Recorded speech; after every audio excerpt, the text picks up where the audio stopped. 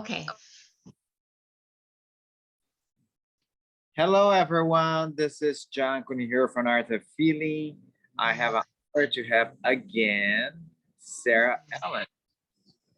She is a licensed acupuncturist. She does massages, and she's a Mountain View acupuncture.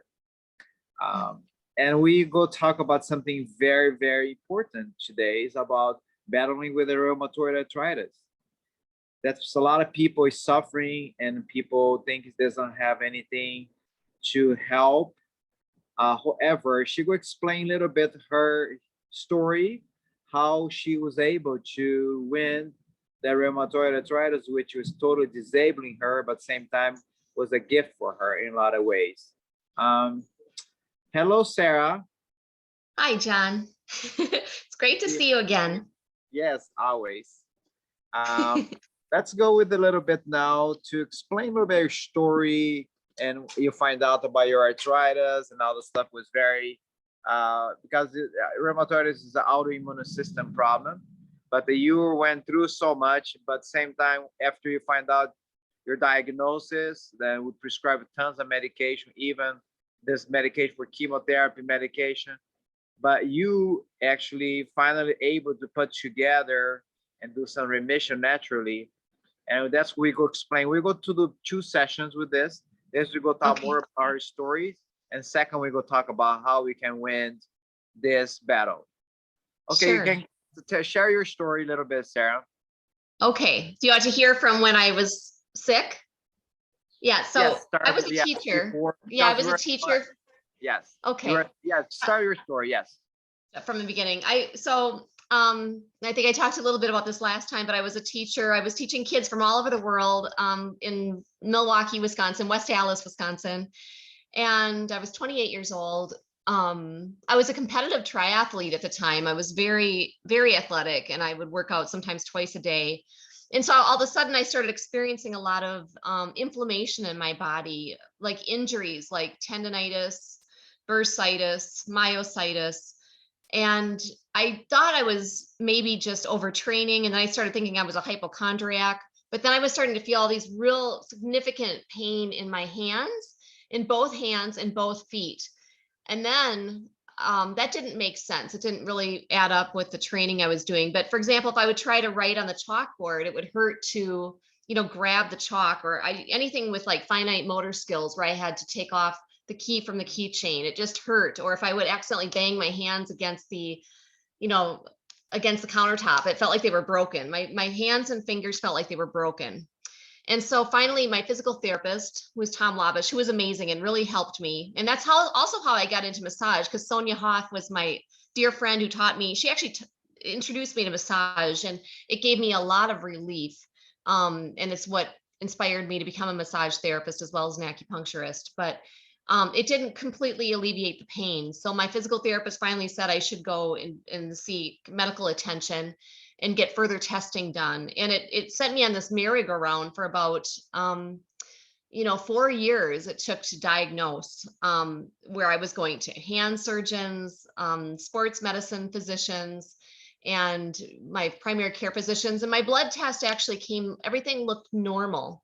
But I was finally referred to a rheumatologist who diagnosed me with rheumatoid arthritis based on the erosions on the pinky toes, on my small toes on my feet.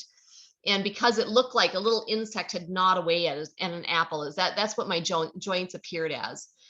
And he was very confident it was rheumatoid arthritis. And he said that, that I was in his hands, and he would treat me like a daughter. And he prescribed methotrexate, which was interesting because methotrexate is actually a very old chemotherapy drug. It's been used to treat cancer, I think, since the 1940s. It's also a very classic rheumatoid arthritis medication, and it actually shuts down your immune system. So my mother, who used to be a nurse at the famous Mayo Clinic, got me into Mayo Clinic, and I saw a famous researcher there. And she said, and she introduced herself. She was a very strong German accent, and said that she is a head researcher of that disease, and rheumatologists study her work. And she said that medication will take 15 to 20 years off of your life.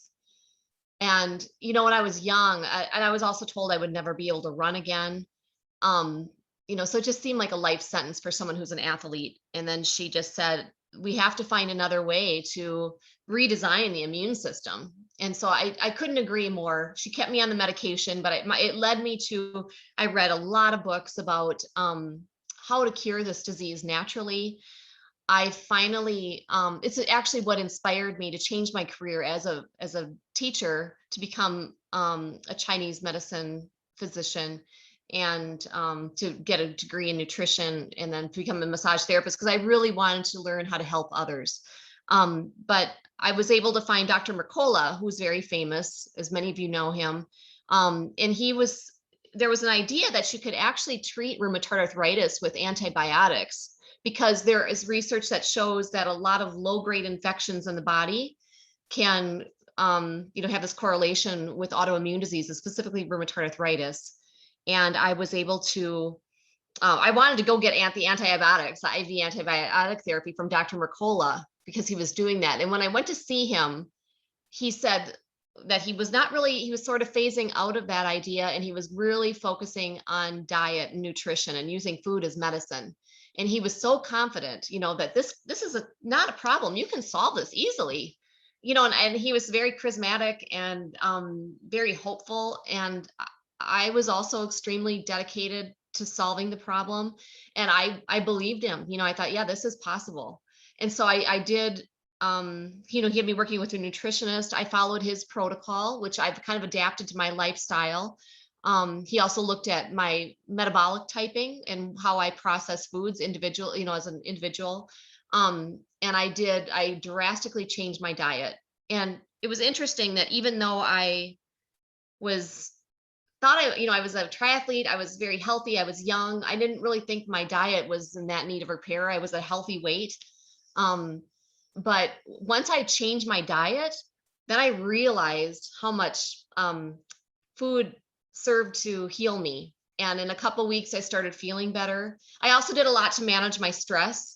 I did emotional freedom technique, which is EFT, which is tapping on energetic meridians. I did that a lot. I cut down the amount of stress I was putting on my body as well. So I didn't just do food, but food was a major component in my healing. And it took, in a couple of weeks, I started feeling better. I could see my skin looked better. I looked younger. I felt more energetic. And then in a couple months, my physical therapist said I would be able to run again with a water vest, and then he said, you can still compete in triathlons, just don't run on the ground. And so I would swim my laps, and then I put on the water vest, and I would run in the water for like 60 minutes at a time. And it was really boring, but I was actually able to go out and do a triathlon. And even without my feet ever touching the ground, I came in second place in this triathlon, which I never placed in second, but I did. And so I became much healthier than I had prior to this illness. And then a couple years, I was able to put it in remission. And at the end of the season, I actually won a whole women's portion of the triathlon. I came in first place. And that was the first time that had ever happened. And I just felt like I was at the optimal peak of my life, actually. And like I said, it inspired me to change my course of my career and to help others. That's pretty amazing story. I can see that with your attitude and your discipline, make it effort to see a change. And I think it's just not like, oh, I just going to change my way to do things, or I don't go stressed out anymore, or I go eat better. But I think it is a routine you need to create it yourself, right? And Yes. I like to see, because what's the battles that most people have? They can't give up a lot of things. People like, oh, I can't give up, some few things in my life, but I cannot give up sugar. I cannot give up carbs. I cannot give up this. And the people, like, I try to discipline myself, but tell me, people's listening right now, can you tell how much health eating can make your rheumatoid arthritis better? Sure. Well, I just want to speak to also what you said about the cravings and the discipline it takes. And I think if I wouldn't have been so afraid, there's 50% of people become disabled that have rheumatoid arthritis. And to know that a medication can take 20 years off your life, is very terrifying. And I don't think if I mean, I'm a naturally disciplined person as it is, but if I didn't have that fear and knowing, and as a young person, I really didn't want that for my future, I don't know if I would have taken the steps I did. I used to spend 3 to 4 hours a day in my kitchen, juicing vegetables, preparing my own foods, and food became like a religion to me, where I became so involved with it, where I almost felt guilty that I was, spending too much time on myself. And then giving up sugar, I used to think sugar wasn't so bad. Like if I could inject sugar into my veins, I think I was said, sign me up. Like I used to eat bags of cotton candy because there weren't that many calories, thinking, well, there's hardly any calories in this, but I just loved sugar. I love sugar, and it was a huge addiction. It's as addictive as cocaine, they say. It's very, very highly addictive. It's not, I didn't realize how bad the stuff was for me until you have to go through some withdrawals with sugar. That was really hard, physical withdrawals for a couple weeks. And then once you get it out of your system, just like anything, when you start realizing you have this natural energy that I had never felt before without processed foods and refined sugar. But as far as being able to cure rheumatoid arthritis and autoimmune conditions, it's interesting that there's something, there's so many reasons why autoimmune diseases manifest. And it's on the rise with the levels of toxicity that we're dealing with the levels of stress in our modern world. So genetics is a component, like both of my mom's sisters have MS. Her uncle died of ALS. Those are all autoimmune diseases. So it's definitely, I have a genetic predisposition. I have a Scotch Irish heritage that you also have a predisposition for that. I'm from the North. I grew up in Minnesota and Wisconsin. Vitamin D is also part of the autoimmune problem. And I definitely wasn't getting enough into my skin. But I feel that food, no matter what the reason is, lifestyle and food have a humongous impact on being able to redesign your immune system. So, and to strengthen your immune system. So if the immune system is overactive, you can modulate it and make it really, really strong. And that's where I feel that food and nutrition and eating healthy makes a huge difference. So for example, just being able, the food that we eat, if it's not about just what you eat, but it's also about what you don't eat. And the food that we do eat, that's refined and processed, that has a lot of added trans fats or sugars, actually deplete nutrients out of the body. And there is research that indicates that nutrient depletion can attribute to causing autoimmune problems. And so there's this lack of, we're overfed, but we're undernourished basically. So when I was really strict with my diet, everything I ate, I really thought about the nutritional value of it. And I got the food that was as close to the source as possible. I tried to eat it as locally as possible. And also when you make that kind of a relationship with food, it changes your perception of what food does for us. I mean, of course, food it's wonderful to share with our friends and families, and it's ceremonial, and it's cultural. It brings us together, and it should be enjoyed. But at the same time, it also serves us to heal, especially the plant universe. The plants on this universe, I really believe, are meant to heal us, and they're serving us. And so when you start respecting the food that you eat, and you really notice its power and give it its power, it serves you in even a more stronger way. And I think it helps us appreciate our food more and what it does for our body. And when I was healing, I noticed that, when you really, really, really are strict with your diet, you notice what you put into your body and how it affects it. It's like an optimal race car, right? If you put junk in it, you'll feel it. And when you put really good stuff in, you'll also feel it. And it takes a while to develop that relationship with food and to see how it impacts your body.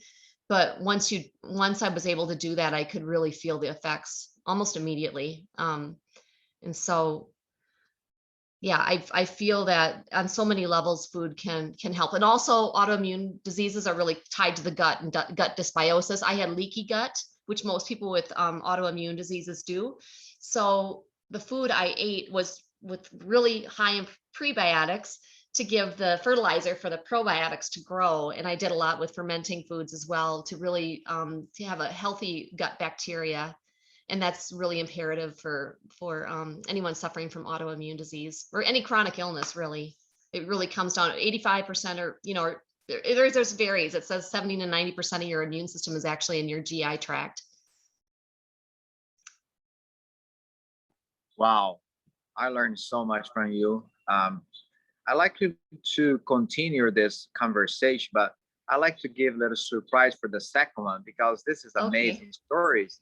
And I want to do the second part to the we go have is more about how how you can change your life changing, and it's not about sacrifice, but she will teach you how to pursue that with the health ways and how you can do with nutrition and heal yourself with a rheumatoid arthritis, because this is such a amazing, because you don't need to keep suffering that if you can do your part, right, Sarah? Yes, right. You don't have to keep suffering. And it's amazing how much you can reverse and how much the quality of your life can improve. And it really, I don't know where I'd be today if this had not happened to me. I don't know what my diet would be like. I don't know what my state of health would be like. I'm curious, like, where would I be if I was still taking methotrexate? I'm sure I'd be taking a different medication. I'd probably be taking other medications to combat the side effects of that medication, or I'd be onto a different medication because I had to have my liver tested every month because it was so toxic. And then they'd put me on a different medication because I couldn't handle that medication. And, I'm sure you see this too, John, with the patients that you treat, the more medications a person is on, typically the worst state of health they have, especially as one ages. And so to be able to treat things naturally as much as possible. I mean, I'm grateful for medicine, but and it has its place, but as much as we can do things naturally as possible and prevent disease as much as possible, the better off we feel and the happier we will be. And the less burden there is on the medical system, right? Absolutely. Like Hippocrates said, eat your food like a medicine, and medicine. Right. Let thy food be thy medicine. Yeah. Amen.